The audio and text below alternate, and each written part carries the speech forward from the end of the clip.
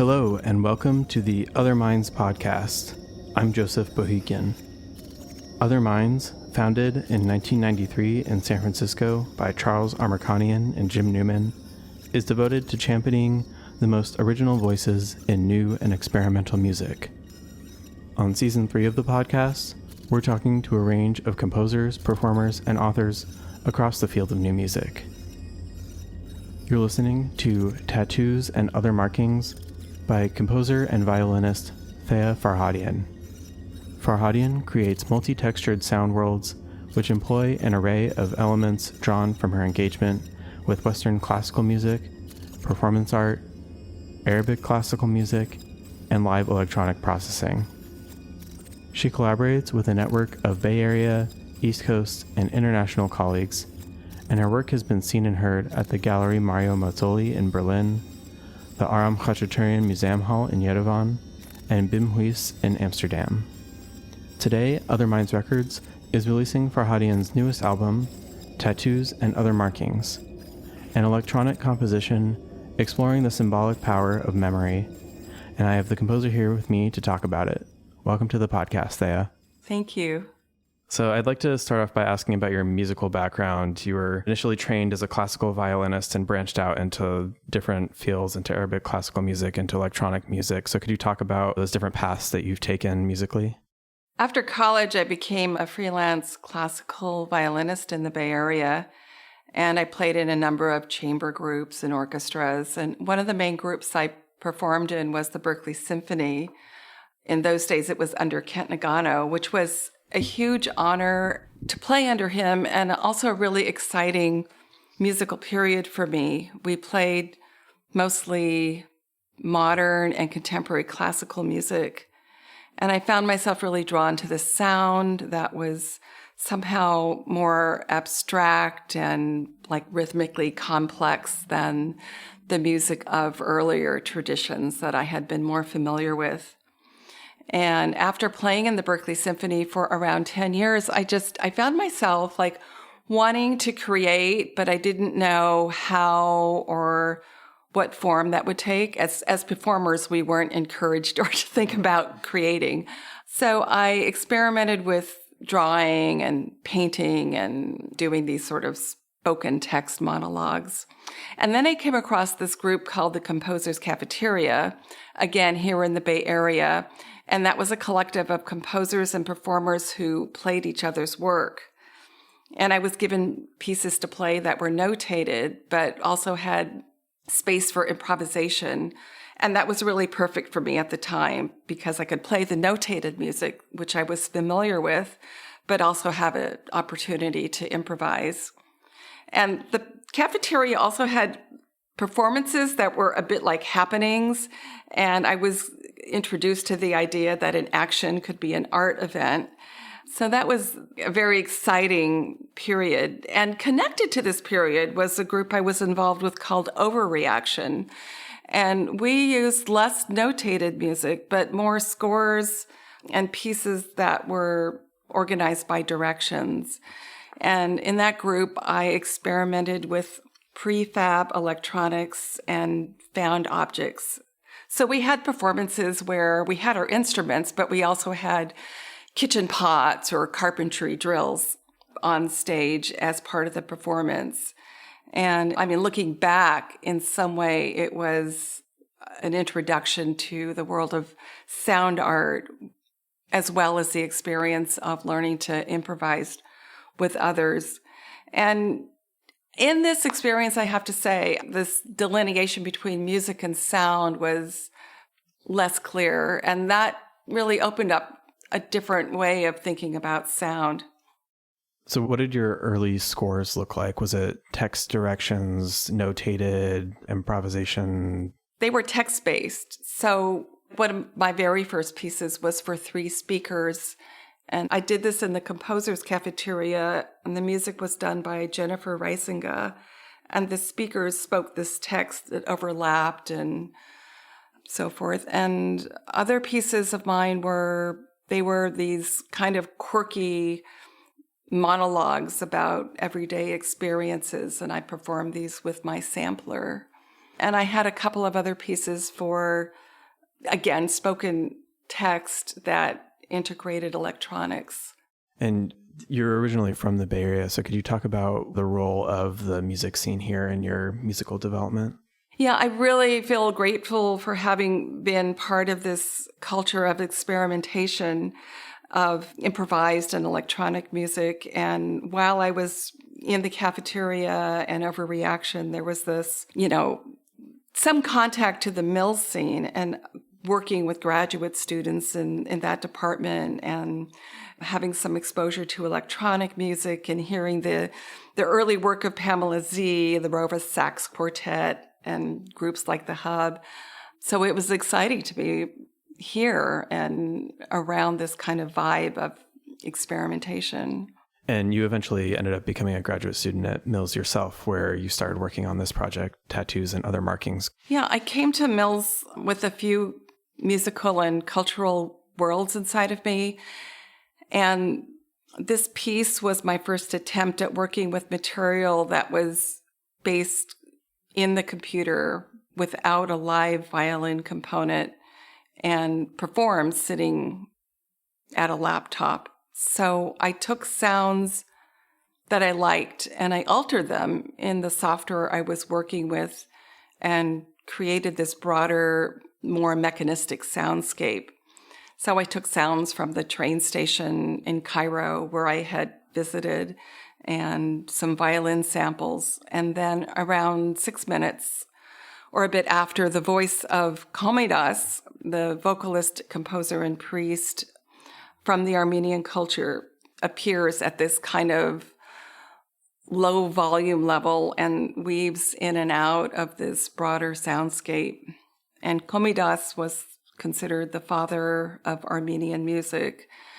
I took this recording from the CD put out by Traditional Crossroads, and it was an old recording, and I found that I really fell in love with this, not just the music, but the sound of this old, the cracks and tweaks of the older recordings in those days. And, I found that what was emerging was an exploration of the past and the present and working with these quote unquote new sounds and older sounds in the direction of cultural memory. And I had never worked this way before.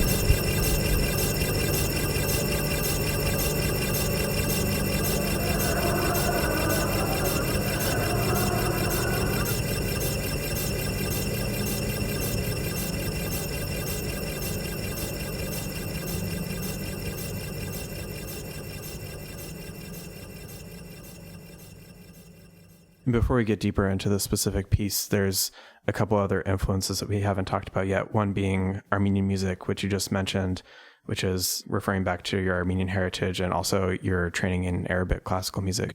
In our home growing up, my parents played all different types of music. We heard Western classical music, pop music, Armenian folk music. In church, I heard Armenian liturgical music, which I've always felt very close to.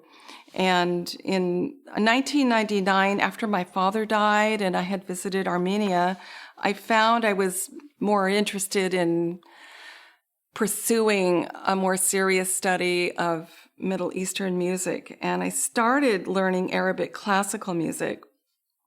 And besides the notated aspect of Arabic classical music, I was really drawn to improvisation or taqsim in this style. And I found that this whole new kind of rich musical world was opening up to me.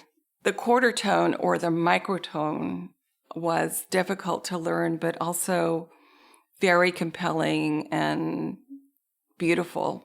And it felt very close to Armenian liturgical music. And so in this way, I felt very connected to it and very kind of close to it in a certain way. Now, as an improviser, I keep my violin in the tuning that I use to access the Arabic scales or maqams. So when I'm improvising, I sometimes dip into these modes or ornamentation. And I like to think of this style as having like opened up my improvisation in a certain way that it wouldn't have otherwise. Could you talk about how you tune your violin differently to be able to access those modes? Sure. It's D, G, D, G. The last two strings are tuned down a step. And I believe this is the tuning for also Persian and Turkish music as well. So that allows you to do what differently than their standard violin tuning? Well, first, I'm more comfortable with it. I just like the sound of it. But it enables me to access the scales in the Arabic classical system much more easily. And it's kind of hard to explain. I'd have to bring my violin here and show you. But it's interesting now because if I do an improv gig and tune my violin in the Western tuning, it actually kind of feels fresh and new in a certain way. The title of the album, Tattoos and Other Markings, references a practice by which Armenian women and girls were abducted, sold, and rescued from the death marches through the Syrian desert during the Armenian genocide and assimilated into Turkish, Kurdish, and Bedouin families. Some of these women and girls were tattooed with tribal markings on their faces and hands, which often presented a challenge to their reintegration into Armenian communities after the war. So how did you initially find out about this practice of tattooing? I heard about this tattooing in 2005 from an acquaintance of mine, Sarah Garabedian. I was telling her about the first section of the piece that I had just completed, and she told me about the women who had been kidnapped on the death march in 1915 and tattooed on their faces and hands. Sarah's mother, Elizabeth, grew up near Fresno, California, where there were a lot of tattooed women and had interviewed several of them many years ago. So, like all of us Armenians knew about the death march in 1915, but the tattooing was something else. And I had never heard of this. And I was drawn to the fact that this seemed to be really a clearly historically poignant point, but was hardly known even among many Armenians. And there seemed to be very little documentation. I started an informal research while working on the second section, and that continued until after completing the piece. So in 2005, I was interviewing Armenians who were largely in their 80s, who as children remembered seeing older Armenian women with tattoos on their faces. And I called a couple of libraries, and I tried to talk to as many informed Armenians as I could. But at that time, there was very little information out there. Yeah, and it's something that has been covered more within the past couple of decades, right? There have been documentaries and books written about it. One which you mentioned to me by Elise Semerjan, Remnants, Embodied Archives of the Armenian Genocide. You know, I want to say first, I'm not a historian, but what I understand from the reading was the marks that the women had, I would say mostly women and girls, were lines and symbols on the faces that looked largely geometric. And for the tribes that captured them, this was ornamental. So these markings were not special for the Armenians. They were more in accordance to the markings of those tribes in the region near the Syrian desert. But the trauma for the Armenians was that this was not their culture, and this was, in addition to the kidnapping, it was part of this forced assimilation. And the women, were largely wives, concubines, and slaves. I've also read that some had benevolent families. For me, learning about these tattoos reactivated a certain silence I had as a second-generation Armenian American. And what I mean is, many of us grew up with a weight of silence around the genocide. So, for instance, my parents, who were more in the direction of assimilating, and I think that carried a kind of forgetting along with it. So I think learning about the tattoos was kind of a double silence in a certain way. But the book by Submergin was really poignant for me because it helped me think about my work in a deeper context. And I was really interested in the way she talks about the broader framework for the tattooing. For instance, that there was a sense of, because the Armenian women were seen as white as opposed to having a more complex racial identity or being Asiatic, that they were somehow deserving of empathy. So she talks a lot about this whiteness and general framework and the way in which there was also a spectacle made of many of the women who were tattooed. And this was also around the period where Armenians in the United States went to court in order to prove that they were white in order to be able to gain citizenship. So this is all happening around the same period. Yeah, that's really interesting. Yeah. So this practice that you learned about with the tattooing brought up these questions about historical memory, collective memory, what, as you say, has the power to be archived. So how does that relate to the music itself that you've written? Well, I think there's a sense in the music. If I look at, for instance, sections 1, 2, and 4, there's this larger, broader soundscape that has a relationship to voice, and the relationship to voice is different in each section. So in section 1, there's the voice of Gomidas weaving in and out, and the voice is not altered in any way. In section 2, there's a voice of a child that's processed and mixed in with this another kind of broader soundscape. In section 4, there's a sample I took of a friend of my mom's, Garo Chigar, which means there was and there was not. And fragments of that text come up in the last section. The last section is more of these vast samples.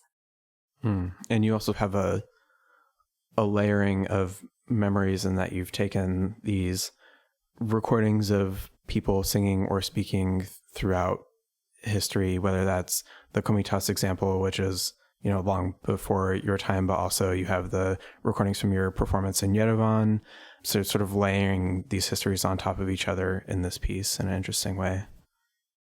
It feels a little bit like a kind of recycling of material.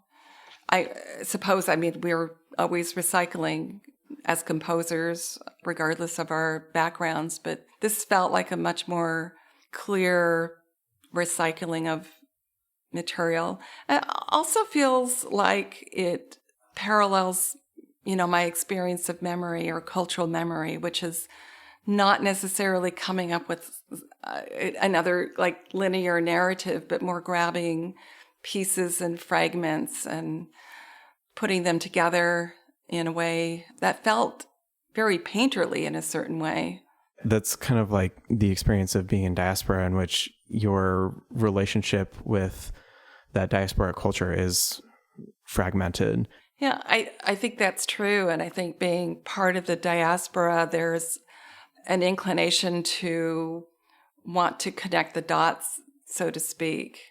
And sometimes this is a conscious process, and sometimes it's an unconscious process. You mentioned you have been to Armenia, taking that trip back to the homeland, as it were. What was that experience like for you? And I know you made some recordings that you ended up using in this piece. Well, it was a very meaningful time for me. I mentioned earlier, my father had just passed away, and I had a chance to participate in a German-Armenian performance collaboration.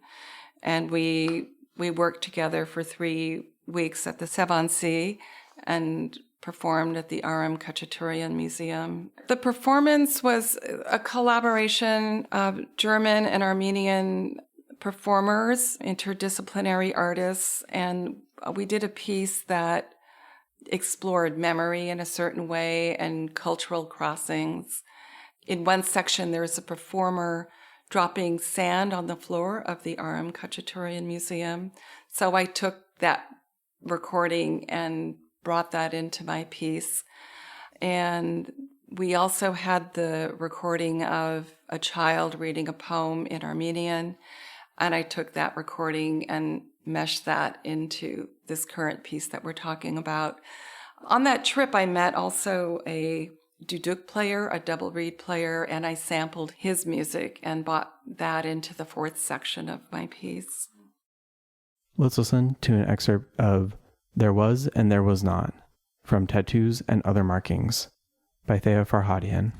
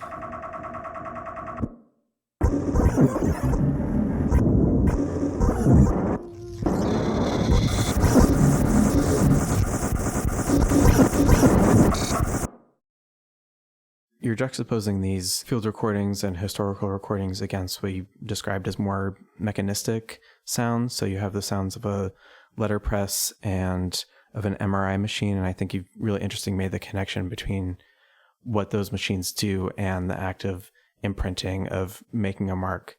The printing press, which was the sound I sampled after completing the first section, was a Heidelberg letterhead press that my neighbor had, and I used to walk by her studio and see this beautiful machine and hear the sound, and I said, I have to sample this, and I don't know what I'm going to do with it, but I have to have this.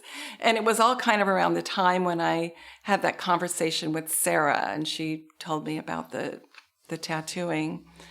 And later on, I really would say after the piece was done, I realized that this printing press was, in fact, it was a kind of marker, a visual marker, but a marker of information.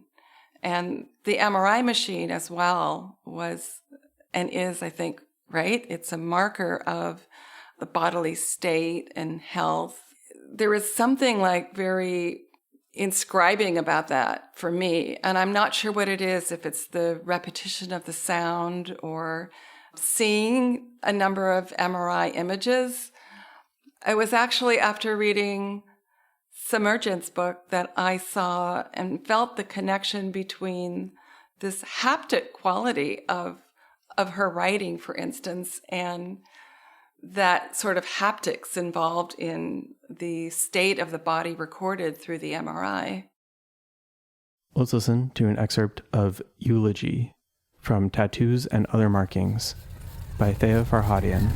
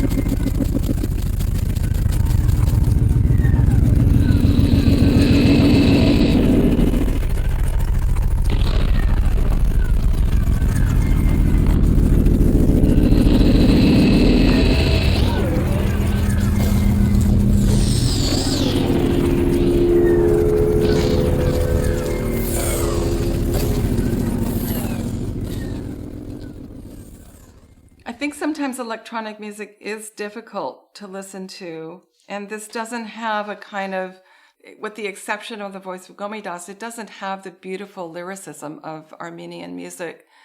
And I think it's helpful to think of this music as almost like sound or like painting. And for me as a composer, I felt really engaged in a painterly process. And I think when I listen to this music myself, as an audience member, I often feel that I'm somewhere between looking at an abstract painting and hearing sound. And I think also it's possible just to listen without feeling that one has to sort of understand it all. I think sometimes that's a heavy kind of subtext that comes through experimental or electronic music. And I don't think we need to understand it all, whether we're in the scene as practitioners or whether we're new to that music. I like to think that the listener can listen to this piece and find their own way, so to speak. Thea Farhadian's Tattoos and Other Markings is available now from Other Minds Records as a CD and digital download. You can pick up a copy from the Other Minds Bandcamp and web store. Thank you, Thea, for talking with me today, and thanks everyone for listening. Thank you, Joey. This has been an episode of the Other Minds podcast, brought to you by Other Minds in San Francisco. We'll be back with more composer interviews, so be sure to subscribe wherever you get your podcasts.